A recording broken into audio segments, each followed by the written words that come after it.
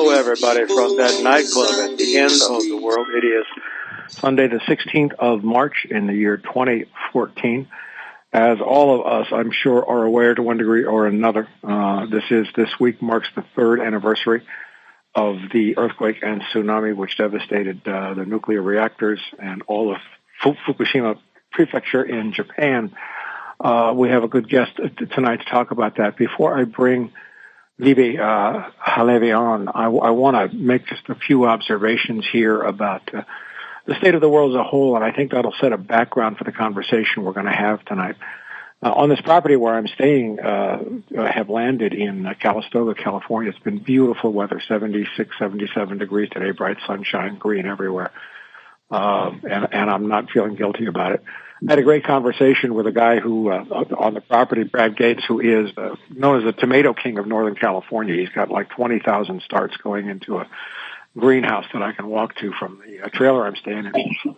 And he made a point. He said for the first days after transplanting, tomato plants or all plants are just in shock. They're just trying to hang on. Then you start to see them respond to the sun as they sink roots. Well, I took that to heart because I've been in a state of shock pretty much since during the whirlwind move out of Colorado to here. And I moved with the big steps this week to start sinking roots, and it's paying off. It's showing benefits. That's all going as well as could be expected. The other thing that I will offer is my observation this week. I came back here to teach, and now I'm getting a clear understanding of what it is I want to teach. What has become clear to me is that around the world there are hundreds of millions of people, perhaps a billion, who totally understand that the multiplicity of crises impacting the human race now is solely a spiritual issue. And we want our own space, not that we have to convince anyone else of what we believe, but we are entitled by sheer strength of numbers to have a space where we can approach these issues together, and that's the direction I'm going to be moving in. All right, updating on the world. Let's be very, very clear about this. This summer is going to break more temperature records than have ever been broken in a year, mark my words. The horrendous winter that has tormented the Midwest and the eastern seaboard is only now just loosening its grip. At the same time, heat and air pollution are causing alerts and breaking records in Germany, France, and Belgium, as well as China, Australia, and Singapore. They foretell a brutal summer assault, and I'm reminded of the words of both Guy McPherson and Paul Beckwith. The immediate future is not going to be anything like the recent past. Paris has suffered a spring smog attack. One of my French friends today posted that all public transportation in Paris is free. Driving is now banned on alternate days, for the end of your license number. And that's Paris. But if you've been to Paris and you try to consider that's something that's something pretty amazing. Singapore is succumbing to drought. They've had no rain in almost 3 months. This is their rainy season. The jungle is turning brown. Singapore is known as one of the wettest places on earth, and it's struggling seriously. With respect and with regard to nuclear stuff, there's been a lot of news this week, and we're going to talk about that with Libbe. But just before we went to press tonight, the Fairbanks E&E News posted that the Fairbanks, Alaska City Council unanimously passed a Fukushima monitoring resolution. I guess that was Friday, but it just broke the news today. It was dated March 10th. Excuse me. Okay, but that's recent. We just found out about it today. Only about 3 years too late, but better than nothing. And Mimi Gurman, who's been a guest on the show twice from Radcast, made some observations about the numbers of scrams and incidents that are taking place all over the country. And then Arnie Gunderson, he was interviewed with Amy Goodman, and Amy asked the right question, and how does climate change fit in with both nuclear and the nuclear issues? And Gunderson said climate change has affected nuclear plants this year. And basically the problem is droughts are leading to a lack of water. You can't portray nuclear power as a way to eliminate climate change. We need to solve climate change before we can have nuclear power plants. That's a quote from Arnie Gunderson. So we are seeing all kinds of impacts on that. And this is a perfect day to have a show because on on the 11th, the anniversary, I listened to Libbe HaLevy's broadcast at the nuclearhotseat.com, and she's just such an accomplished professional journalist, broadcaster, writer, editor. I don't know if she runs a one-woman shop. We'll find out. But she does just a sterling job of presentation, timing, organization, writing, and everything else. And she gave a broadcast on the third anniversary that was truly a heartbreaker, and it was exceptionally well done. Her website, nuclearhotseat.com, gets about 500,000 downloads a week all over the world. And Carolyn Baker posted on Facebook after hearing Libbe's broadcast this week that she wrote, "Thank you, Mike, for posting this amazing podcast. I thank Libbe HaLevy for what she accomplished in bringing us this stunning broadcast." She invited everyone to listen. So Libbe HaLevy is a survivor from 1 mile away of 3 Mile Island, 1990. Nuclear podcast has been running since about 3 months after Fukushima. And she covers all aspects of the nuclear issue on an extremely professional way. I mean, she's just so skilled. And she has also just published an ebook, Yes, I Glow in the Dark, 1 mile from 3 Mile Island to Fukushima and beyond. And it's doing well. It was Amazon. It was number one in its category in Kindle for 3 days in a row. Overall sales ranked just over 10,000, which doesn't sound like much, but that's out of over 1 million titles. So you do the percentages. It's doing very well, and I know it's well written. She's someone, and I'm actually going to let her talk here in a second. She is someone who, along with Arnie Gunderson, Helen Caldecott, Mimi Gurman, Chris Busby, and yes, I will include Hatrick Penry because he's been vindicated recently in the last week, 10 days on NRC documents. She is one of a group of people who are doing what governments and the media will not, giving us reliable, usable information that from which we can construct a picture, even though it may not be pretty, of what's going on with nuclear in the world. Libbe, welcome to the Lifeboat Hour. It's great to have you here.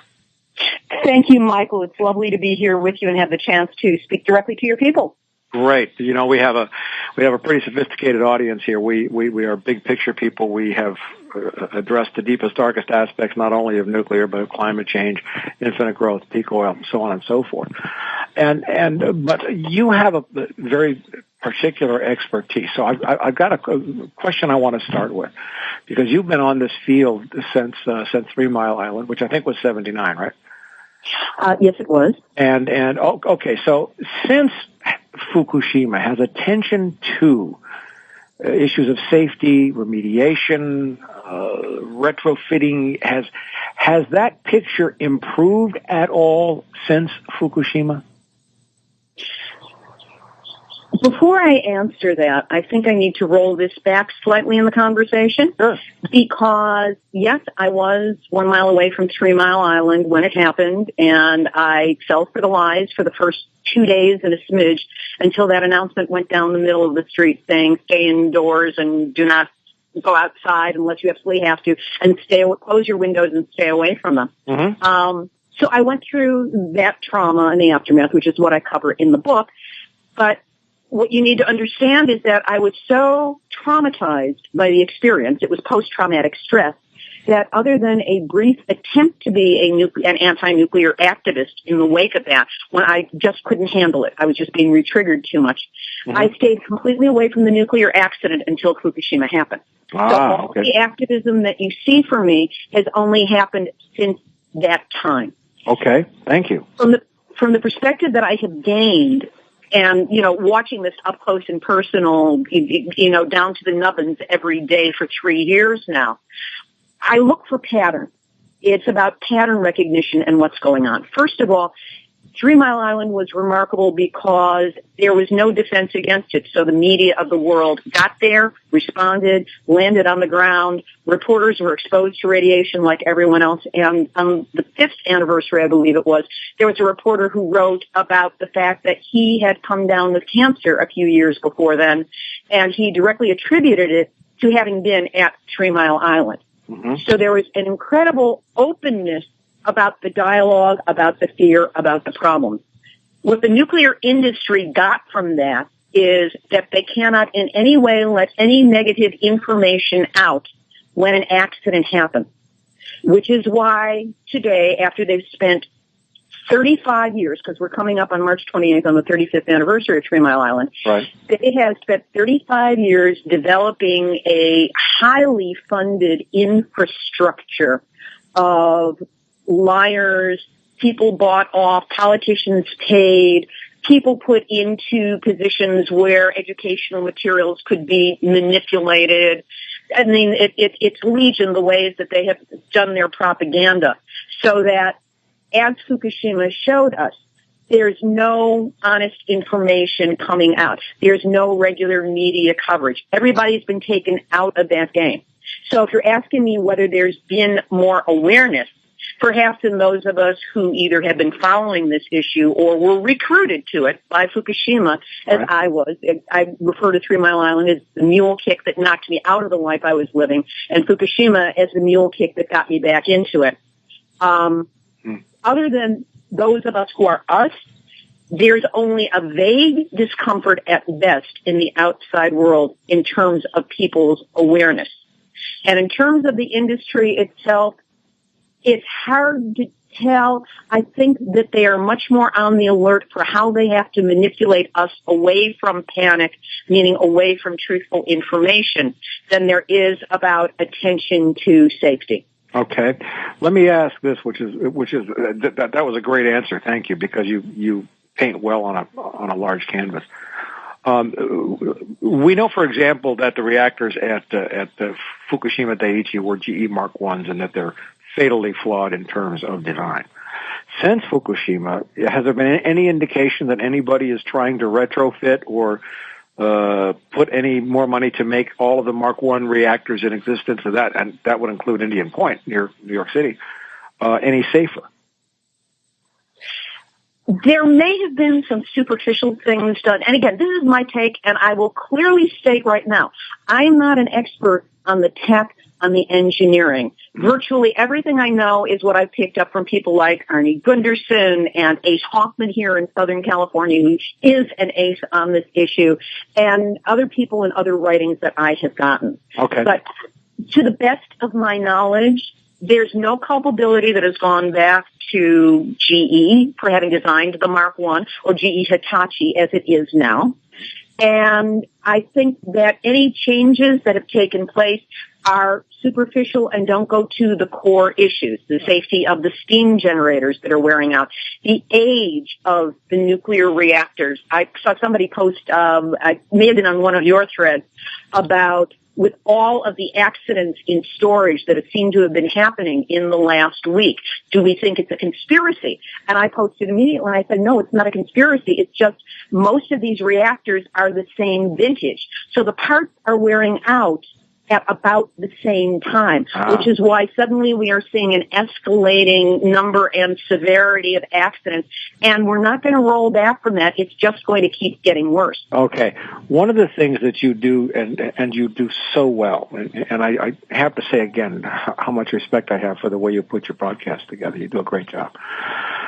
You track the news. You track events. You are a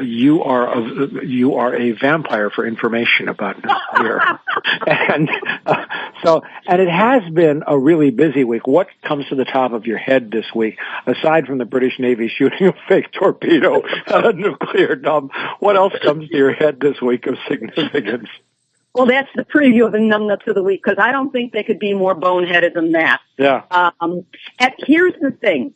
In producing the special that I did this week, the Fukushima Anniversary Special Voices from Japan, as you can imagine, that was an extremely elaborate production. Yes. Could not have done without the assistance of my co-producer, Beverly Finlay-Kaneko, on it. But because of my involvement with that and posting it in both English and Japanese, that took the bulk of my attention up to the night of the 11th. Okay. And then in the middle of the night between the 11th and the 12th, my computer was next to my bed. I rolled over in bed. I knocked something over. I spilled liquid on my computer. So I've spent the week since then trying to get back on track with a new computer. We're not going to talk about what that did. So I haven't been as spot on as I usually am about this, but what sticks with me on the one hand is the fact that people are protesting all over the place, and the resistances to receiving this information and passing it on is not just in the media. It's in the coordinated protest that was done at Japanese consulates around the world, where the majority of them refused to take the information, even though they must under Japanese constitution. That the stories that aired, that I did catch on mainstream media, were just not focused. Or they were focused on side issues, like the workers' rights at Fukushima, as opposed to the macro of what this is doing to people, to the planet, to health, the impact.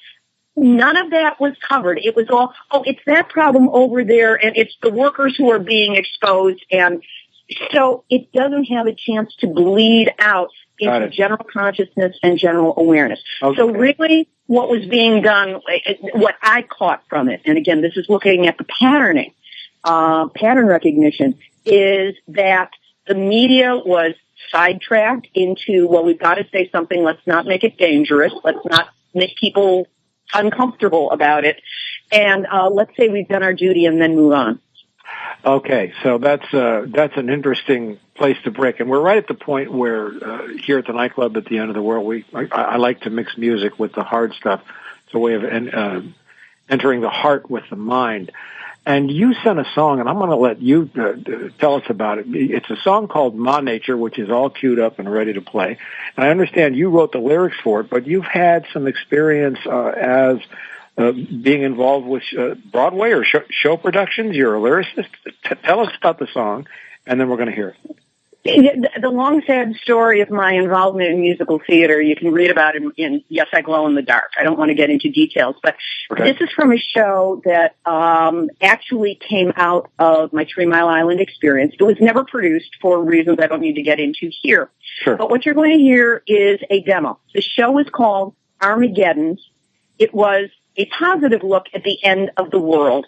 And it was done as a satire, and at the same time, there was some very serious information that was included in it, but all of it made as lighthearted, jovial, funny, and sarcastic as I possibly could. And so in this particular scene, our lead character has just run into a Mother Nature who looks much like the one from the old chiffon margarine commercials, if you're old enough to remember those. Nice go on YouTube and find them. Yes. And except she's like all smudged up and she's tattered and she's like staggering around. And after a little bit of dialogue, this is the song that Ma Nature sings. And what just was a demo piano vocal, but you'll get the sense of it. What year was it recorded? Oh, I wrote this 30 years ago. I wrote this just shortly after 3 Mile Island happened. You are prescient. Here is Ma Nature, lyrics by Libbe HaLevy. That was 30 years ago. I'm going to call you a prophet, Libbe. I'm going to rank you right up there with my time in one way or another. I'm going to rank you right up there with Terence McKenna. You got the picture. Most of us because we have talked so much about nuclear on this show, we are aware of other dangerous nuclear locations like Hanford, like Indian Point, like Whip in New Mexico. If you have anything new on that, which seems to be serious. What are other geographic or other areas of concern, either here in the U.S. or around the world, that you're keeping an eye on? What perks your antenna when you hear the name dropped? Oh, well, I think anything. I'm getting an echo, by the way. Yeah, I hear that too. I have no control. The board will check on that. Okay. Okay. What really grabs my attention is whatever is coming up and how it relates to what I already know. Mm-hmm. I mean, there's the Tennessee Valley site where Megan Ruppert was arrested for a peaceful protest and they give him just under 3 years in prison. Now, they don't do anything to guys from Wall Street. They give a number 3 years in prison for praying at a nuclear facility.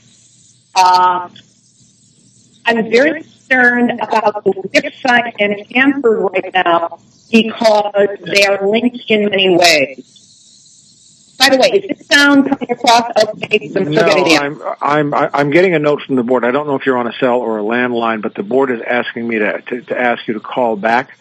Okay, I will do that right now. Okay, she's going to do that, and we'll pick up that thought as soon as we get Libbe HaLevy back on the line. She does every week. I believe it comes out Tuesday, I believe Monday or Tuesday. A weekly podcast, which is extremely well done, in which she summarizes and digests all of the news that is nuclear around the world. And in doing that, she provides us with a great many data points to see where things are creaking and groaning, where things are dangerous, and as in the case with WIP, that's the the Waste Something pilot project in Carlsbad, New Mexico, which stores americium and plutonium from the nuclear weapons program. I understand we have Libbe back. Libbe, are you back? Yes, I am. I think it's going to be better. Okay, good. I'm going to call you back by that block. Oops, now you're starting to cut out again. Yeah, we're hearing the echo. Okay, so we're going to try to get her back in a second. As she calls back from a landline. Anyway, I don't miss the broadcast because if there's anything that's urgent developing around nuclear, I find out either from her or, of course, Amy Gurman from Radcast, who performs a slightly different function by tracking the releases. And there's so many avenues to pursue, and that's why we need so many great eyes on the field to share with us. Her book, Yes, I Glow in the Dark, is available on Amazon Kindle. Again, it was #1 in its category 3 days in a row. Its sales were ranked right up there, and I put a little blurb up about it on my Facebook page. And it sounds like kind of what we got from listening to Libbe's music, the art from her heart, as well as what she does from, if you will, the left brain side. We get a sense of who she is, and she brings that integrity, I believe, to what she. I don't believe she brings that integrity and authenticity to her work. Now let's see if we have her back. Libbe, are you back? I'm back, and this time I'm on a landline. Oh, you sound marvelous. Thank you. Thank you, darling. Thank you. Where were we? I don't know. You got to remind me. Oh, God, it's not Alzheimer's, it's sometimers, but I'm sure I'm. Okay, let me. Oh, you were asking me about where I was putting my attention? Yes. And this is where the pattern recognition kicks in for me, because there are a number of interconnected pieces. First of all, I've been covering WIP very closely. I have a source who's with a watchdog group down in New Mexico, a man named Don Hancock, who's been very valuable to the program. And all things being equal, I will have another update from him on the show this Tuesday, because there has been a lot that's been happening here. Yes. But part of the situation that WIP has created is that with it being the only licensed, certified, whatever it is, waste repository in the country, with it being out of commission right now until they figure out what happened and how they can fix it, no waste can be shipped there. That is impacting the Savannah River site. That is impacting, I can't name all of them. I don't have all the names in front of them, but it's impacting Hanford as well. Now, the things about Hanford that are very upsetting right now are, first of all, it's leaking. We've known that for a while. Mm-hmm. Secondly, a dam only 40 miles upstream from Hanford has been found to have a 2-inch crack in it going 65 feet across in one of the side causeways. That may not be the exact terminology, but that's what it is. You know the old saying, run for the hills, the dam's bustin'? Yeah. If that goes, that's one of the, terrorist risks that was mentioned in a report from the NRC that I think was placed out sometime last year, that upstream from many nuclear reactors that are inland, there are dams that, if they were compromised, could send a cascade of water down and possibly create an inland equivalent of Fukushima. So we've got Hanford already leaking. We've got a compromised dam with a 65-foot, 2-inch crack going almost entirely across it, with the possibility of failure. Just downstream from there, thanks to Mimi Gurman, I learned that the Columbia Generating Station is located.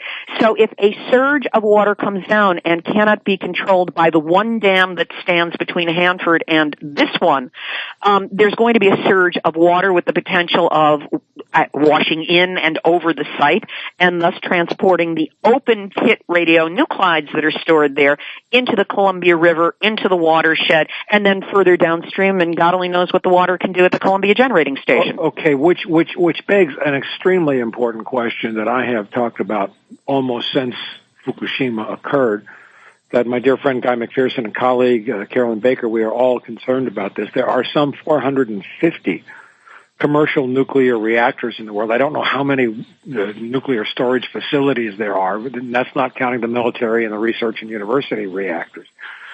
What's your honest assessment of the let's say we had the will now, of the ability of the human race to shut them all down safely and put them in dry cask storage before they melt? Well, from my understanding of dry cask storage, it is a bit of kicking them down the road. It's a problem down the road for another generation or two, because they are concrete casks. Again, I don't know the full science of it, but that they are not secure forever. None of this is forever, and we're dealing with plutonium, which has a half-life of 24,000 years, let alone that it's going to take, that's only how long it takes for it to become half as toxic. It takes 20 half-life cycles for it to go flat, meaning 480,000 years. I don't know that we can imagine what would actually contain the waste for that long until it is neutralized. Uh-huh. If we shut down everything tomorrow, and that would be a happy day on the one hand, but then it's a matter of what do we do with the nuclear garbage?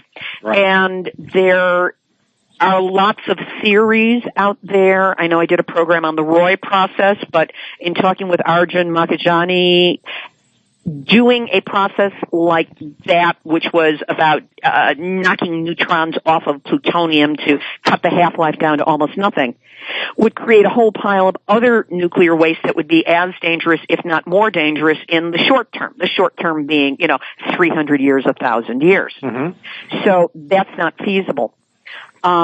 One thing that I discovered, and I have not seen discussed, perhaps you have and I missed it, is that there's a book called First Contact by Mark Kaufman. It came out about 3 years ago, and it was about signs of science. This was a very scientific book, but signs of how there may have been extraterrestrial life seeded in various forms on Earth. And one of the things he pointed to was some microorganism of some sort that has been found only in a 2,000-foot deep mine. I think it was a salt mine in South Africa that doesn't have any contact with sunlight. I mean, it is pitch black down there, but there is radiation on the walls, and that's what this organism eats. Was there not also some kind of bacteria found at Chernobyl of a similar nature? I'm not familiar with that. If so, I would love to learn about it, because and I recently ran into somebody I'm still pursuing for a longer conversation who said that these kind of organisms could be, geoengineered or nano-engineered, when they work down on that microscopic level, right, to engineer a microbe of some sort. Why is that not being pursued? Because that, first of all, that would make somebody's fortune, and would also have the potential to save us from this horrible situation that we have gotten ourselves into. Mm-hmm. All right, let's take it from the standpoint of all of a sudden you're God. No, I had that delusion. I got over it. Thank you. No, but okay, well, for the sake of argument. All right, and because this was a question that haunted me for so many years, as people ask me about peak oil and collapse and exponential growth, and they say, "Well, what do we do?" And the meanest people would ask me, "Okay, you're king of the world. What would you do to address it tomorrow?" And I found myself pretty short of practicable, implementable answers. But let's say you were God and you had the absolute power to say what happens with nuclear. What would you do? Well, if I was not able to just, wave my magic wand over everything and say, poof, you're now neutral and there's no problem, it would be the program that I proposed 6 months after Fukushima when I was a speaker at TEDx Pasadena. Oh, tell us. It's 4 points. First of all, shut them down immediately. Immediately.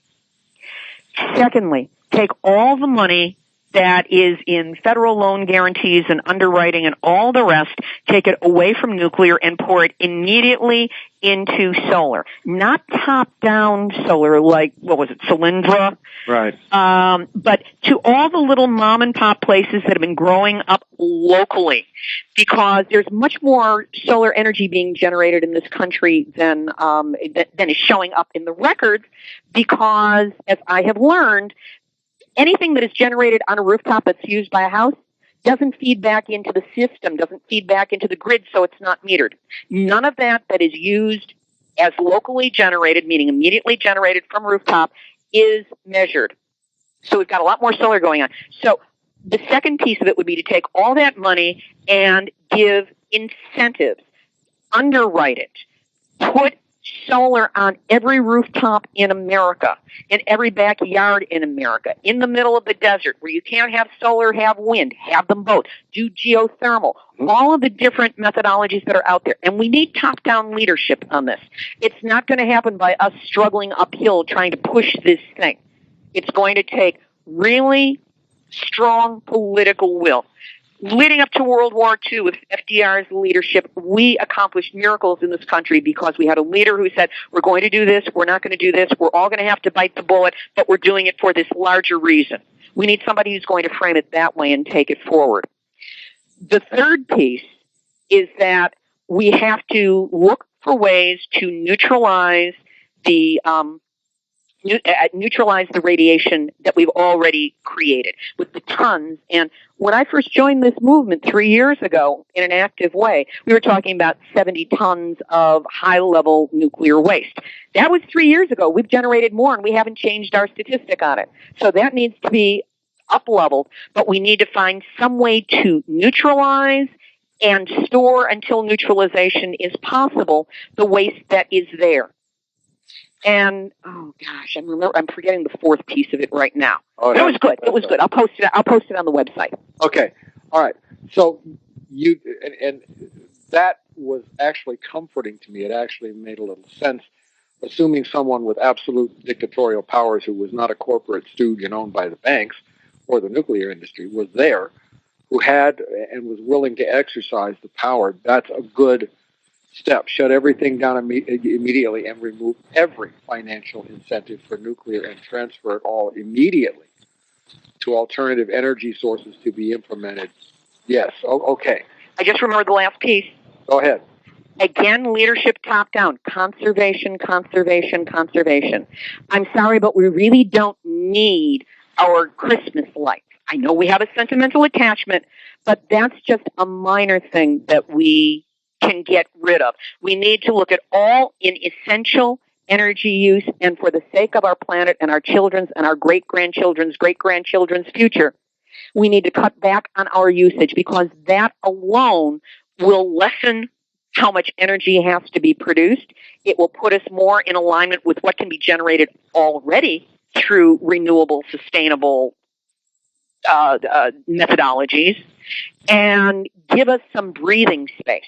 But again, without top-down leadership on this, to say to the country, we have a problem. This is the problem. Don't panic. This is what you can do. As long as there is action possible, people will have someplace to put the energy that comes from emotional upset and actually feel that they are doing something that is making a difference. Yeah. And that will make the difference in our level of involvement of people in this country as well, I believe. That is so important to psychologically, spiritually, energetically enable people by allowing them to do something other than flail and feel helpless. That's critically important. But I came back to one point that I've made pretty much my whole career, which is that until we change the infinite growth paradigm, the mandate for growth at all costs, more gadgets, more things, more money, more this, more that, more human beings, we are still trapped in a horrible paradox. So it would take a real fundamental shift in consciousness for something like this to happen. We aren't going to do it by circulating a petition. Maybe when we're all glowing in the dark, which is a good entree for the second song here. Maybe when we're all glowing in the dark and a ham and eggs breakfast, the chicken's involved, but the pig is committed. And what you're doing and so many other people are doing is let us understand that we are all, if you will, pigs in this equation, in that all of our lives are truly on the line. I'm going to play the second song, and then after that, if it's okay with you, Libbe, we will take some calls. But I get now to play a joke and to rectify something that I wanted to rectify for a long time on this show. Throughout the 3.5 years I've done this show, I've never played a song by my good friend Michael Yost, who played with us on New White Trash. He's one of the world's best guitarists. He is a superstar. You can find him at Michael Yost, Jost. If you Google him, he's on ReverbNation.com/Michael Yost. And I never played any of his songs because I didn't have any immediate links. That's been rectified to his tunes. And he's a dear friend, and I miss him a lot. But he wrote a great song, which I have seen him perform many times, and he will be performing this song, I believe, at the Venice Beach Music Festival on May 31st. He'll be one of the headliners there down in Venice, California. But here is a song called Nuclear Spinach. I couldn't resist. That was Michael Yost, Jost, Nuclear Spinach. I love the way he plays, and that was a little brief interlude there. If you'd like to call in and ask Libbe HaLevy a question, please, the number is 1-888-874-4888, 1-888-874-4888. And now that we have you back on the show, we're down to about the last 10, 15 minutes or so. Libbe, what is on your agenda, on your plate? Are you in a place where you're just going to? Are you expanding? Because you get a lot of attention. Where are you going? God only knows on this one, but I just show up every day and see what's there. But I do have a few things that are coming up. Sure. First of all, the book is selling very well, and I continue to move that forward. At the point when I have accrued the right amount of money, I will be able to then publish it as a physical book, which is one of my plans. Mm-hmm. I will continue to do Nuclear Hot Seat every week because I can't not do it. I understand that. What I have coming up in 2 weeks, meaning a week from this Tuesday, is my 3 Mile Island anniversary special, which this will be the third year I've done it, and this year I have 2 additional interviews that are going to be incorporated in it, because it's my personal narration, but I weave in Arnie Gunderson, I weave in things that I've learned since that time, and all kinds of bits and pieces. And this year I add an interview with Peter Bradford, who is an NRC commissioner at that time, and features prominently in the events at 3 Mile Island, and is featured prominently in the book The Warning by Mike Gray and Ira Rosen. And if people haven't read that book, they really need to see what was different about media coverage back then, but also to understand the nature of human error when it comes to a nuclear accident and how deadly that can be. Mm-hmm. So there's that special. I have a Chernobyl special, which will be coming up the week of April 26th. I think my post date on that is the 22nd. And between now and then, the first week in April, I'm going to be in Washington State. And I will be speaking April 2nd in Yelm, Y-E-L-M. There's a very big gathering that's going to be happening there, and it's going to be not just me coming from the front and speaking, but it will also include the chance for people to network and start really building the movement. And while I am in Washington State, I'm looking for other speaking engagements, other media opportunities, activists I can get together with so we can do some brainstorming and see how to network with each other. One of the side benefits of me having produced the podcast now for almost 3 years, in June it will be 3 years, is that it has put me in touch with an extraordinary set of activists literally around the world. Mm. And because of that, if somebody's got an issue in one place, I can usually say, there's this person over in this other place I think you would do well to speak with because there's a parallel in what you are discussing. And in that way, start building our network with each other so that we can start stepping forward as a unified local, national, and international movement, as opposed to being good-natured, energetic activists in a small area who don't quite know how to fit in with a larger picture or doing what seems right locally, but they don't have to reinvent the wheel. The wheel's already been invented. They just have to find somebody who can teach it to them. That begs a wonderful question that you are perhaps in a unique position to answer. What is the state of the anti-nuclear movement and or anti-nuclear consciousness on the planet today? Organized, disorganized, coalescing, leadership? Give us an overview, because you're probably better equipped to do that than anybody I can think of. The biggest thing we have to do if we want to up-level and really move into a position of influence, power, and getting this thing turned around, we must work on our communication skills, on our sales skills, and on our marketing skills. Our movement, in all of its many ramifications, does not lack for information. We are lousy with information. Yes. We can cite chapter and verse and blah-de-blah. Yes. And most people can understand a 3-word slogan from Fox News and not much beyond. When we start, as it's said in the sales world, vomiting our information on people, the eyes glaze over, the brain shuts down, and they can't hear it. Mm-hmm. We need to work in a concerted way to simplify our message, to make it consistent across the board. One of the points I think is one of the strongest that we can use to really tap into where people are living is to explain to them not only that radiation equals cancer, but why radiation is dangerous, what it is, and what it does. Mm-hmm. Those of us who are old enough to have lived through the Cold War in the 1950s and the anti-Russia propaganda about nuclear were very deeply instilled with understanding of radiation and that it was dangerous and what it did. But in the time since then, that message has gone away. And there are people who think of radiation as, that's what you get, that's the treatment you get if you've got cancer. Or that's the X-ray that you get that helps in diagnosis. What's so wrong with radiation? And they don't understand that the radiologist has to stand behind a lead shield in order to give the treatment, even though it's supposed to be not harmful to you. And it is harmful, but it's a tiny dose, but it adds up over time. People don't understand it. So we need to explain this in sound bites, in small, manageable pieces of information, and figure out our talking points, and then do what Fox News does. It's like, I hate what they do, but I have to admire the way in which they do it because they're brilliant at getting an evil message across. We have to boil our talking points down and then agree that this week, this month, this is what we're all going to be addressing from all the different directions.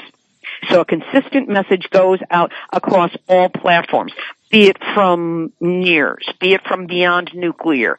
Arnie's doing his thing. Dr. Caldecott is doing her thing. I'm doing my thing. You doing your thing. All the different programs that are out there. We all focus on radiation, what the danger is, how it operates, what it does to the human body, why it is so dangerous in the long run, and why we must protect ourselves against that. It's my belief that without a deep understanding of that key piece of the equation, we're just shouting in the wind because people don't understand what the danger is to them. And if we link radiation with cancer, according to National Institute of Health statistics, 41% of us are expected to get cancer in our lifetimes. Before Trinity, Hiroshima, Nagasaki, cancer was a rare disease. Yes. But it has been spiking, and specifically since the late 1990s. And Dr. Caldecott has written that the first cancers that hit are of the thyroid and leukemia, and that's in the first 2 to 5 years afterwards. Hard tumors usually take, unless you've had a catastrophic dose, hard tumors take 12 to 15 years to show up. the cancer statistics in the United States started spiking 1998, 99, and haven't gone in the other direction since. Mm-hmm. 98, 99, you're starting to look at the 12 to 15-year window after Chernobyl. So there is, and these are, that's an excellent piece of information that you could almost bumper stickerize, showing the connection between Chernobyl then and cancer showing up now. Of course, we have also found no shortage of ingenious ways to poison ourselves with chemical toxicity and all kinds of other toxins and pollutants, which is affecting the cancer rate. But we know that radiation is deadly, and there is no such thing as a safe dose of radiation for anybody. Not man-made radiation. That's for sure. So, boy, it sounds and it feels a bit Sisyphean. We do the right thing because it is the right thing. What has been, we've got like a couple of minutes left. What has been the most rewarding experiences or take that you have had in the 3 years of doing your broadcast? What keeps you coming back? What keeps me coming back is if I did not do this show, I think that by centrifugal force I would fly off the face of the planet. Mm-hmm. I really think that the only thing that keeps me grounded in the middle of this is that I take in the information, but I can put it out immediately in a form that hopefully communicates to the greatest number of people. In terms of the greatest single piece of gratification I've gotten, I have to say it's been this last week and the response to the program that I did, Voices from Japan. Wonderful. That was such a good show. Do you know it's up in Japanese as well as English? Yes. Here's the other piece that I only found out about this morning. Yesterday in Japan, in Tokyo, they had the Sayonara Nukes rally. And the very famous actress who was hosting it, she was emceeing it, Midori Kyuchi, at one point you can watch the video, it's all in Japanese, but at one point, she was one of the people on the Voices from Japan.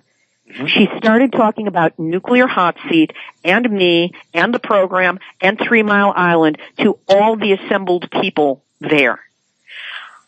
I am so humbled that the Japanese people trusted me with this, that they are opening themselves up. And we've had such overwhelming response. We now have another 6 to 8 interviews in the can that we weren't able to use. This is now going to be a continuing feature on Nuclear Hot Seat, where it's going to be people from Japan, direct address, what the truth is as they see it. We bear witness. Libbe HaLevy, you are so valuable. And I want you to know that you're totally appreciated by us. I hope that this show gives you a little boost. It's very important to give energy to the people who are serving and giving us what we need back, and you are deeply appreciated. Maybe from nuclearhotseat.com, you got a new podcast going up this week. You're busy as a bee, and you are a trooper in the trenches, and I just want to thank you so much for joining us tonight.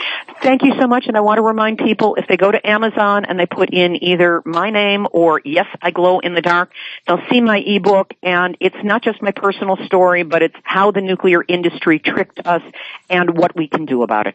I love it. Your experience is so useful to us. You are an elder, you are a teacher, and we're glad you're here. Thank you so much. Thank you, Michael. It was lovely to be with you today. Thank you. Before I sign off tonight, just a couple of notes. We have a change in the programs for next week. Cale Sampson, the hip-hop artist, an awesome guy, wrote a song that just blew me away. He's going to be my guest next week. We're going to play one song and spend almost the whole show talking about that. I had to switch him with Rich Heinberg of Close Carbon, my old friend, who will join us on March 30th.